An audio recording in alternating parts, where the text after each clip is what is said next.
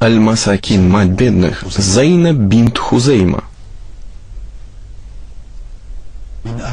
Зайнаб была самой доброй, великодушной женщиной как до ислама, так и после, к бедным и нуждающимся.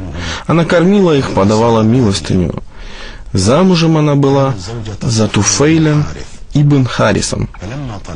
Когда же он развелся с ней, в жены ее взял Убайда ибн Харис, но он пал смертью мученика в битве при Бедре. Ее мать Хинд бинт Ауф прославилась тем среди арабов, что все ее зятья были из благородного рода. Зайнаб была сестрой по материнской линии Маймуны бинт Аль-Харис, матери правоверных.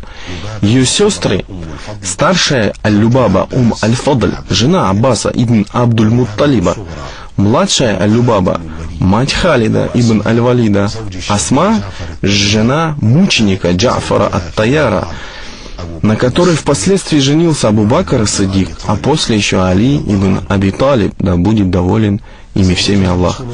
Пророк, мир ему, женился на Зайнаб в знак уважения к ней и жалости к ней.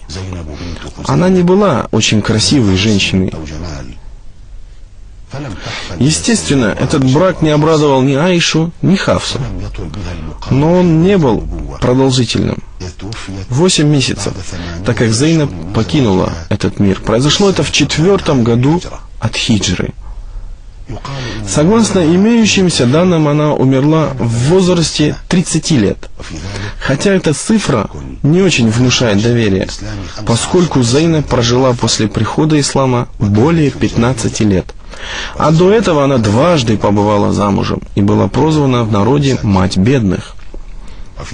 Исходя из этих соображений, можно заключить, что она прожила не меньше 60 лет.